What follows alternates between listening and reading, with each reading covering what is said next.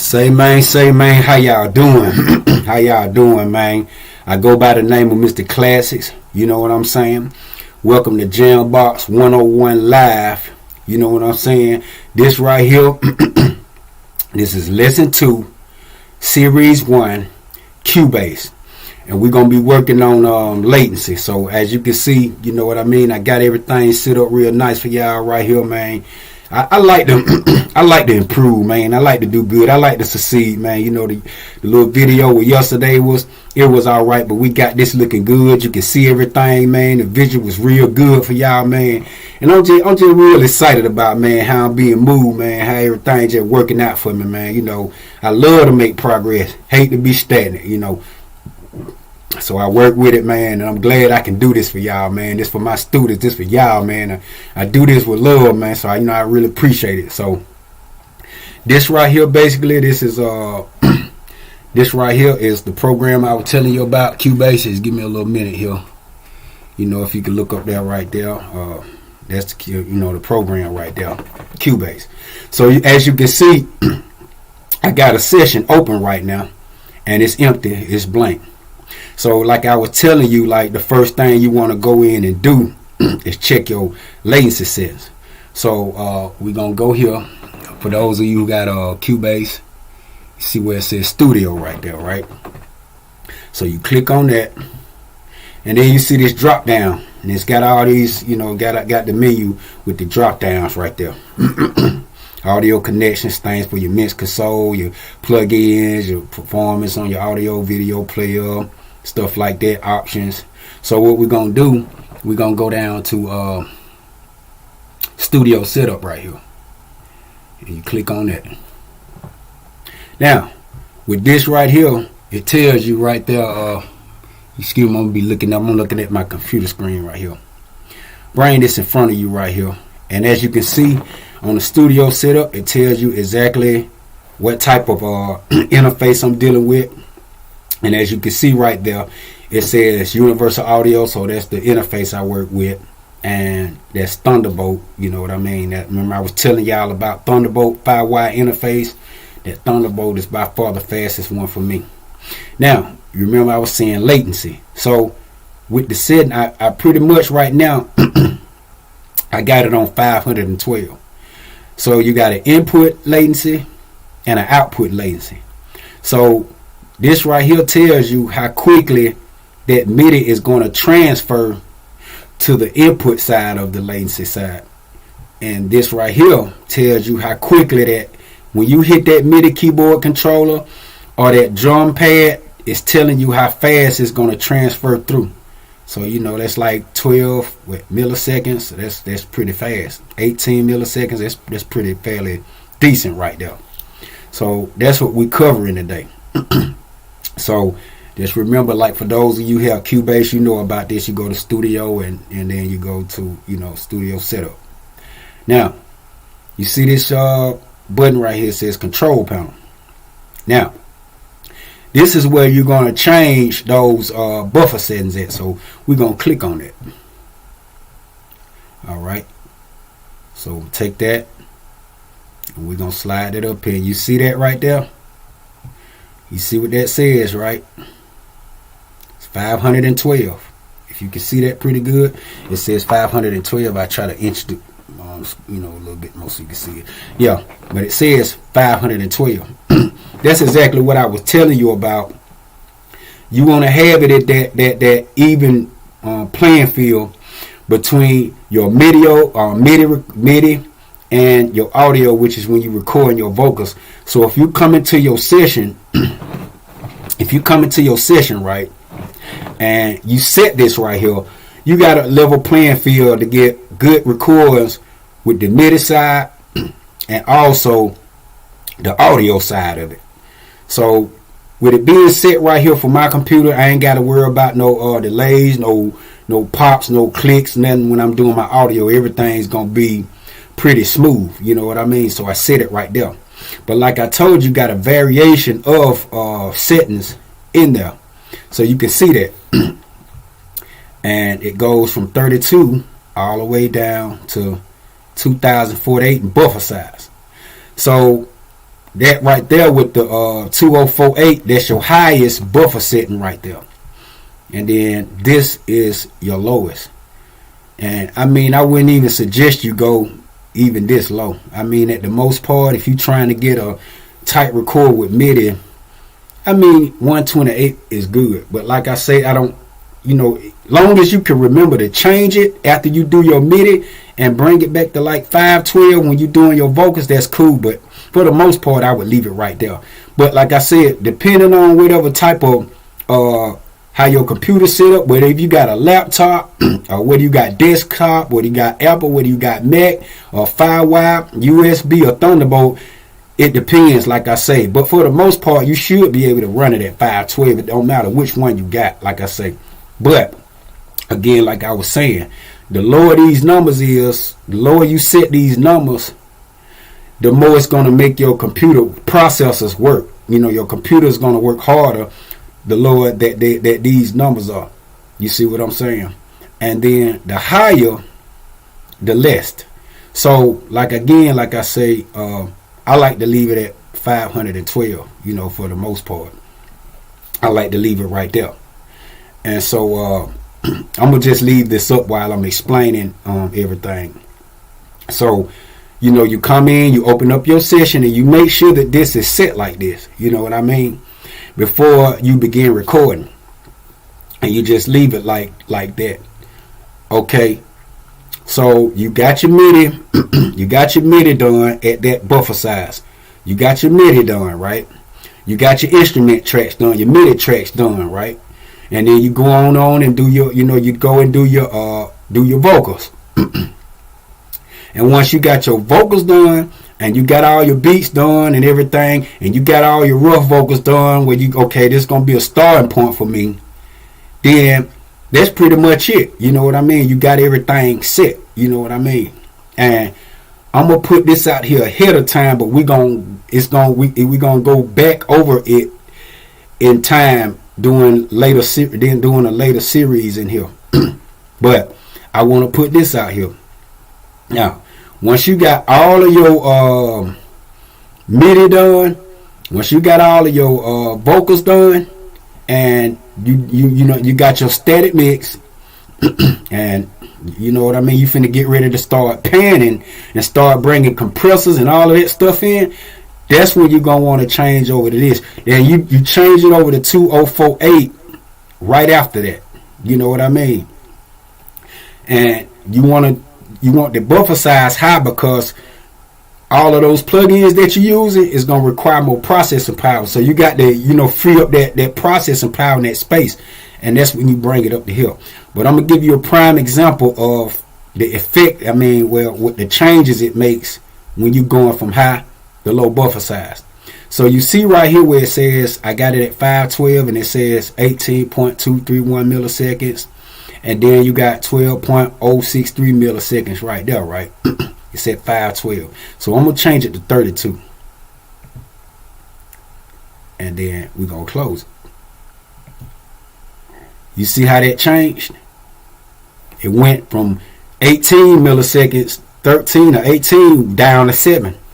You know what I mean? So that means your transferring is going to go faster. You see. We'll try another one. So we'll go, like I say, we'll try 128. All right. Bring this up right here. Now, watch how it changes. So you see what they say right there. It says 0.7347, 0.1179. It's pretty quick, really fast. So we're going to close that. Now you see how the numbers raised up? So you see what I'm saying? You're taking less and less processing power off the computer, because the time response is increasing, which makes it like a little less faster. Now, we did 512, but let's go over to 2048. Try that. You see how that went all the way up from 7 to 9, and then at 512 it was like 18, and now it's all the way up to like 53 milliseconds, 43. So you want it right there pretty much when you doing your processing, not your recording. You don't want to do that, because if you set it up this high and you hit that MIDI controller, it'll be like a second or two before you hit a sound. So you'll hit the key and you'll hit a sound like maybe a second or two later. So that's just too slow. But relatively, this is a ground neutral zone for me for recording MIDI and recording audio. You know. So I mean, you know, that's pretty much it right there, like with the buffering and everything. See? So keep that in mind, you know, when you're doing that. And like I said, I'm going to actually break this down a lot more than this, but I'm going to give you bits and pieces at a time. I ain't going to throw too much on you, you know what I mean, like that. But basically, this is the Cubase, this is the Cubase Series 1 Latency. So you can look at this video as many times as you need to look at it to break things down. And again, like I say, man, this is what JamBox 101 is all about, man. And I'm giving you stuff face value, but at the same time, man, it's a business, man. This is business. So I do mentorship, man, 101 sessions, man. You can 101 session. And also I do live video. You know what I mean? If you got your studio equipment and you don't know what to do, we can hook up Zoom, man, and I can show you what to do from where I am to where you are, and we'll get you hooked up and running, man. So you can start making you some good music. But you know what I mean? What I'm doing now is giving you the basics and the starting point to how to get your latency settings. And this is just to optimize your computer system for recording, and that's all that is. And like I say, I also be doing series and reasons. I also be doing series and Cubase. But we're going to break everything down, and I'm going to give you bit by bit, piece by piece. But for the most part, this is JamBox 101, Lesson 2, Cubase, Series 1, Latency Settings. So just remember what I told y'all, man, and just study this, man. You know what I mean? I'm going to give y'all the best, man. I'm going to give y'all my best. Everybody that's going to get under my wing and learn and get on my coattail and learn, you're going to learn, and you're going to learn the basics. And when you get the basics down, you on your way to being a great producer and being the best you could be at what you do. I go by the name of MisterClassics, and this is JamBox 101. And again, like I say, y'all go to my YouTube channel, subscribe to that YouTube channel, man. You see the name right there, MisterClassics. Got my hand, man. Look at my hand went right in the right spot this time. The last time I was all over the place, man. But there it is. That's how you spell it, man. You know, see how that everything just, man. I just love it, man. Everything just fall in place, man. When you like I say, when you doing it right, how you supposed to be doing it, man, and you got the master, man, with you. It just come out right. That's just what it is, man. And I ain't nothing but happy. I ain't nothing but pleased, man. I love making progress. And you know, you go in contrast to the video I made yesterday, and look at this one, and look at that. See, there it is. But yeah, go to my YouTube channel. There you go. You spell it right there. You know, MisterClassics -YouTube. Same thing. You see that name right there. MisterClassics.net. You go in IG, like I said, and type that name right there in the search, and my YouTube, not my YouTube, but my Instagram page will come up. I got lyric videos that I've done. I do my own lyric videos, so you look at them lyric videos. I got them on the Instagram page. You go to my website, man. I got information. You want to check my bio out, man. I designed the website and everything, wrote everything on there, man. Just check it out. Y'all go by there and check it out, man. Go get you some of that music on there. It ain't nothing but some knowledge on it. It ain't nothing but something that's just gonna, you know what I mean? It gonna wake you up and help you and see life from a better perspective than what you looking at it from. That's all it is. It ain't like I'm on there talking no crazy mess. It making sense. It's real life lessons. That's all it is, man. So You know what I'm saying? I got the Back Alive EP on there, man. I got the physical copies. I got the digital downloads on there. Go on there and check it out. Go to MisterClassics.net. Subscribe to that email list on there. And don't forget, when you subscribe to the email list, the website will send you a subscription verification to your inbox. And when you click on that button on that verification for the subscription, when you click on that right there, bam, you in. And then I can send you letters straight from my website. You know what I'm saying? I'm finna get some more of them t-shirts pressed up real soon. I got some more stuff coming too. You know what I mean? I might even release the video I did. I did a video yesterday that I'm gonna release to the folk up in London, man. I might go on and release that so y'all can see how I put that together, man. So them folk can see I'm about business, man. And that's what I do. I tackle thing head on. I handle everything on my own, man. And you know what I'm saying? The man trusts me with it, so we gonna run it like that. But with that being said, like I say, check everything out, man. Go on that YouTube channel, man, and subscribe. You know what I mean? And share and like them videos with your friends and followers. If you know somebody that's interested in this, put them up on it, man. You know what I mean?